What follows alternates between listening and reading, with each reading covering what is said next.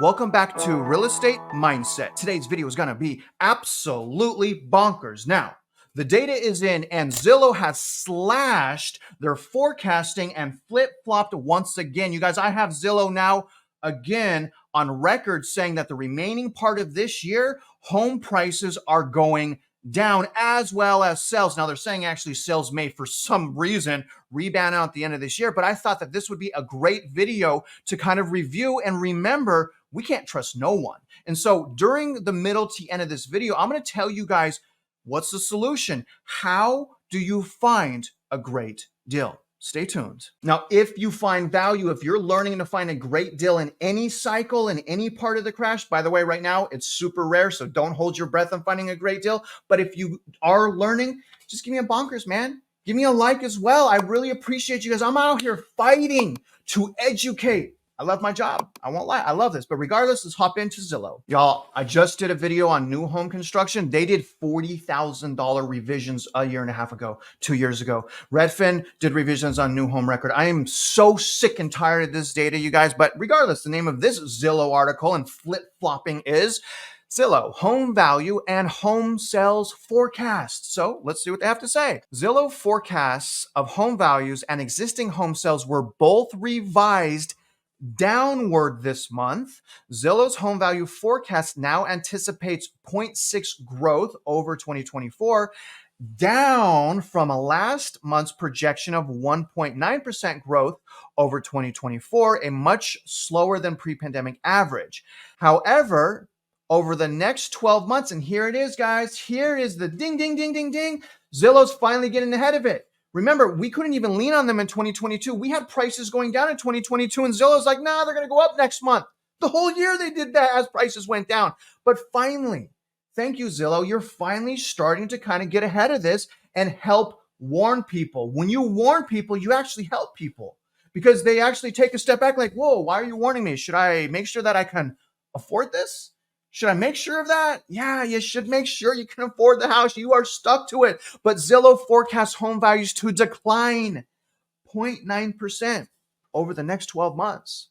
So even though they're saying we'll end the year at 0.6 growth, they're still saying over the next 12 months, home values are set to decline 0.9%. And that's overall. Imagine some areas like Birmingham, New Orleans, Seattle, Austin, San Antonio, Myrtle Beach, Wilmington, certain places in Atlanta. You guys, some places are going to get hit hard. But unlike 2022, this is very interesting because remember, in 2022, we had negative price decline on an existing home level. And even then, Zillow didn't say this. So what do y'all think is going to happen this year? Comment below. What do you think is going to happen with prices in 2024? Very interested to hear what you think. Now, in addition to that revision, they've also made a revision on their existing home sales. They now expect 4.05 million existing home sales. That's down from last month's projection of 4.1 million. Now, they don't want ever to see that under 4 million. I have said that I think home sales are going to be so bad this year, 3.5 to 3.75 million. I went on record saying that December of 2023 with Jason Walter. So I have proof of all these things. This is interesting, guys. The expected deceleration in home value growth reflects a gradual shift in favor of, and I highlighted it for you guys. I did because I'm with you on this one. I'm hurt. I'm losing my patience. Starting to shift in favor of the buyers. The market has recently seen a noticeable increase in new for sale listings, specifically a 15.5% annual increase in April. That's up from 3.8% in March. The uptick is causing some listings to linger on the market for extended periods, resulting in more negotiating power for buyers. Thank God. So far, sales have not caught up with the increase in new listings as elevated mortgage rates continue to constrain housing demand and hinder affordability. While Zillow expects a mild recovery in sales later this year, due in part because they expect lower mortgage rates, but they don't say why. They just expect it. And I think they just expect it because it's in their nature to just be bullish. They're just going to be bullish. They're not saying, why would it go lower? Are they going to hit their 2% inflation goal? Are we going to have a recession? Why? Why would rates go down, Zillow? Explain it, real estate geniuses, data masters. Why would rates go down? Nothing. They're just saying it. Now take a look at this data. This is going to be linked in my description. This is a pretty cool little tool. I like this more than the housing market update drop down because it gives us to the right of that dotted line their forecast. And this again is a drop down menu, and watch. For example, if I go to Austin, so it automatically calculates that. So Austin is down. They're saying year over year will be down 2.2% as of April of 2025. That's an interesting thing, guys. And remember what happened to Austin. I mean, look at what it's gone from peak. I mean, Austin has just not been able to rebound at all. No rebound in seasonality there whatsoever. Now take a look at the home value map. You can click that by clicking this tab right here. Now this is very, very interesting because Zillow actually has the #1 metro area for negative price decline, New Orleans. That's surprising a little bit, but it also, New Orleans has, in Louisiana as a state, has some of the highest foreclosure and default rates. But they're saying year over year, Louisiana is actually going to go down 6.3%. And look at some of these cities, you guys. This is interesting. Baton Rouge down 4.1, but let me go north here. Minneapolis down 3.4. Obviously, pretty much everywhere in Texas down there, even Austin down 2.2. Look at this right here. Portland down 2.8. We got Seattle down 0.9. And then again, Northern California right in that crosshair again with San Francisco at negative 3.6. Sacramento at 2.1, negative 2.1. Very interesting. Now, as far as growth, look at this. They're saying Knoxville is going to grow 3.7. Not a lot of decline in Florida. I'm surprised to see that. Because why? Because Florida has exploded, absolutely exploded with inventory, but they are not worried, apparently. Let me show you guys this real quick. This is Augusta, Georgia. They're saying that's the weakest little spot in the Carolinas. I don't agree at all with that. Now, I'll also have this article. This is their housing market update right here and report. I'll have that in the description. I'm just going to highlight the price cuts right now. Price cuts are very, very important. Price cuts are going to lead price decline, obviously, right? You got to cut the price, and that leads to decline, essentially. Now, as far as price cuts, guys, and this is Zillow's data. Zillow's very different than any other data provider. They just got to be different. But they're saying 22.4% of listings in April had a price cut. Okay, that is a 1.9% change. Now, that's in just the month of April. That's not counting price cuts in March. So it may be that all of the inventory, 40% may be price cut. But the inventory in April had a 22.4% price cut. That is exceeding, from the data I look at, it's exceeding the price cuts in 2022. Very important to know that because it's undisputable that in 2022, until they revise the data, get it? But it's undisputable in 2022, we had price decline. The second part of the year, it was not just seasonality, it was actual price decline. The price decline was a result of two things, the days on market and price cuts. And right now we have already exceeded that. In 2022, the price cuts that we have now happened in July. The DOM happened in September. So we're 2 months ahead of price cuts, 4 months ahead of DOM. I also want to highlight rents real quick. This is interesting, guys. Asking rents increased, sadly, by 0.6%. month over month in April. The Fed doesn't want that. This is probably why, like this alone right here, just rents is probably why they're going to hike a rate. They're going to have, if nothing's breaking and we're just sustaining right now, they're probably going to do a rate hike. To be honest with you, now, again, they need more data, but if rent's going up, that's a huge portion of CPI and shelter, right? If that's going up, they may hike the rates again. Comment below. Do you guys think that the Federal Reserve has one more or any more rate hikes this cycle? Let me know why or why not. Comment below. However, rents are now up 3.6% last year. That is horrible. We almost had data that showed deflation in the rental market, and that's so lagging, but that's all shifted, and that is goodbye. It's gone now. Now, rents are up from a year ago in 48 of the 50 largest metro areas. That sucks. Now, if you guys want to come and get more data, here's another tab up here, and I'm starting with the days on market. I told you guys that's important. This is just April, by the way. Look at, guys, look at what is leading Miami, Florida. And that's why I'm saying I'm surprised they didn't show any decline in Florida, because that literally, the inventory is exploding. Look at the #2 metro, case in point, Jacksonville. So Miami's at 38 days. Jacksonville's at 36 and Austin's at 31.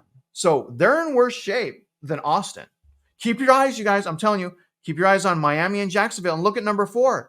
Okay. #4 makes sense. They're saying that's the leading declining metro area. Zillow said that. #4 is New Orleans at 30 days. You guys see how this matters? Now, Redfin has San Antonio #5 as the only, this is Redfin, the only metro area with year-over-year price decline. I'm sorry, they just changed it. It's also Dallas-Fort Worth. But look at number 5. So y'all starting to get it? Don't you think days on market matter? Followed by number 6, another Florida, you guys, Tampa. Keep your eyes on days on market. Now, if you want to look at Zillow's own little special calculation of value, that's the ZHVI, and that's right here. Again, you guys can do drop down. Let me go to Austin, see what it says for Austin right here. You know, it shows Austin down as well. I don't like this. It's proprietary information. They can just change information. I mean, honestly, guys, I hate it. But there's also a price cut tab right here if you guys want to go to price cuts. And it really kind of puts a map together. It's pretty cool stuff. Again, you can go back. You know, you guys can select different areas. Very interesting. And again, this is my point. Look at Florida. Florida is out of control right now, you guys. 35% of listings had a price cut in April. That's wow.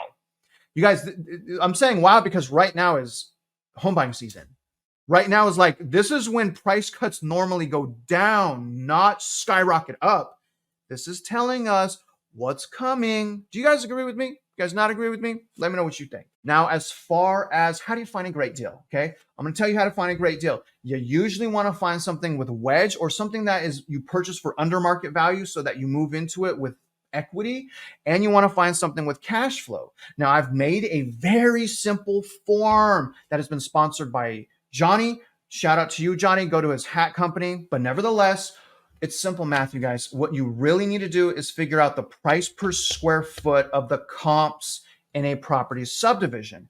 Now, normally you're going to need a realtor or you're going to need access from MLS, but sometimes if you're in a disclosure state, you can actually use Zillow. Let me show you. So what you guys do is you basically go and you change this to sold. So you go to the area that you found a home that you like, then you shift this to sold, then you go to more here, and then you go to the bottom and select sold in the last 36 months. But what it does is allows you to zoom into subdivision. And remember, you guys, that's what matters. It's the subdivision. And so say, for example, this whole neighborhood right here is a subdivision. Now I can go to the right side here and I check this as newest. And what I'll do is I'll add all of the homes that have sold, for example, in the last year, and then I'll divide that by the number of homes. And essentially what that allows me to do is it allows me to fill this first box out, which is market home value price per square foot. This form is free for you guys. Again, it's in my description. Download this form, fill it out. I have the equations to use down here. Just watch my lives. A lot of times when I do my lives, I show you guys how to do this. Again, this is sponsored from my boy, Johnny Fly at LoganTradingCompany.com. Johnny, I love you. Thank you for all your support. Now, real quick, guys, I want to go over some historical data. When I spoke to Logan, he wanted to quote historical data going back to the 1980s. And I'm like, bro, like, come on, man. Like, can't we talk about what happened in the last 10 years? A lot has changed. Would you guys agree? A lot has changed since the 1980s. There's a lot more fraud, corruption, and greed. And they're really good at taking advantage of loopholes and changing data right before our eyes. But regardless, you guys, here's the last 10 years. I've highlighted the last 10 years because I'm now going to give you historical data over the last decade. What you're looking at here is the National Association of Realtors. And over the last 10 years, as far as inventory, and this counts pending, okay? As far as inventory, we didn't have 3 million. The average inventory over the last 10 years was only 1.35 million. That's it. Right now, depending on the data, we're sitting at 1.1, 1.2. We're almost at a 10-year average. We're not there yet, but we're getting really close to our 10-year average. Can you believe that? And you guys want to know how many months of supply? So if we average the last 10 years, again, the data is right here on the screen. The months of supply was only, over the last 10 years, 3.7 months.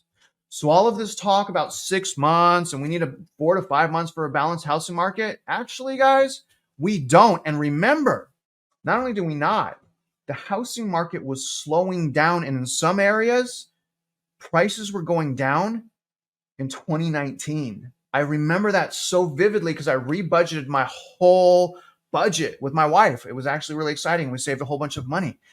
So the housing market was declining 2019 when we didn't even have that much inventory and unemployment was only 3.6 and wages were going up. And so now fast forward today, and you mean to tell me, bulls, that prices all of a sudden can no longer go down? Do y'all hear? I mean, doesn't that sound crazy to you? I really want to know. Does that not sound crazy? Does it sound crazy? What y'all think? Now, personally, what I find even crazier is how bulls cannot acknowledge how real, which is adjusted for inflation, income has gone down. Because I always ask them, ask a bull, how will people pay for this? If they're making less money, saving less money, and more debt, and the delinquency rate is exploding, how can they pay for these houses? The answer, they can't. That's why sales are at like in the gutter. So the housing market's resilient. No, it's not. You're just saying it's resilient to try to get people to buy. If it was resilient, we'd be selling 6 million houses, 7 million houses. People would be buying houses like no problem, but they can't afford to. We see that this is real median household income. It peaked in 2019 at 78,250. It has gone down for 1, 2, 3 years to 74,580. How will people pay for it? And Logan was like, no, the family's doing better. The family's doing better. No, they're not. No, they're not. But not only families are not doing better, and I showed you that chart already, the individual is not doing better. This is real median personal income. So this isn't even household or family. So this also went down. 2019, it peaked at 40,980. It's now 40,480, which means adjusted for inflation, there is no income growth, and therefore the prices are not sustainable. I'm not even talking about the interest rates. I'm talking about the prices. They're just not sustainable. That's why. That's my case right there. The problem is, again, you guys, we just cannot trust anyone. And if you do want to trust someone, say you want to trust me, verify. Okay? Verify. I can be wrong. I'm a human being. Verify. No one cares about your investing like you do. And if you're not listening to me, it's possible you learn the hard way. So all I'm saying is just consider what I'm saying. Follow these links. Check out the data for yourself because I really do want you to win. Now, other than that, guys, if you are out there investing in real estate, you guys already know that I wish you luck. And like I said, I hope you win.